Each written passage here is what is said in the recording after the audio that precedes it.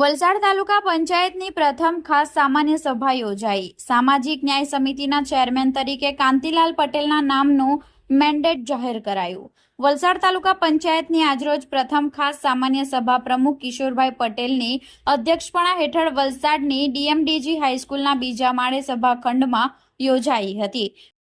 બેઠકમાં તાલુકા પંચાયતના વિવિધ અગત્યના એજન્ડાઓ પર ચર્ચા વિચારણા કરી મહત્વના નિર્ણયો લેવામાં આવ્યા હતા।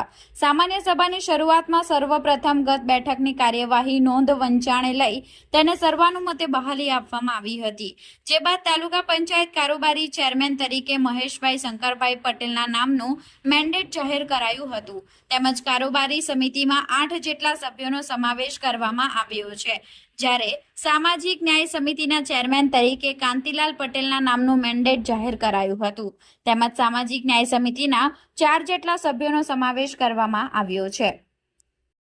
હું કાંતિલાલ બાબુભાઈ પટેલ ઓઝર 25 ગુજરાત પંચાયત અધિનિયમ પ્રમાણે પાર્ટીના આદેશ અનુસાર મને વલસાડ તાલુકા પંચાયતના ન્યાય સમિતિ અધ્યક્ષ તરીકે વરણી કરવામાં આવી એ બદલ પાર્ટીના ખૂબ આભારી છું।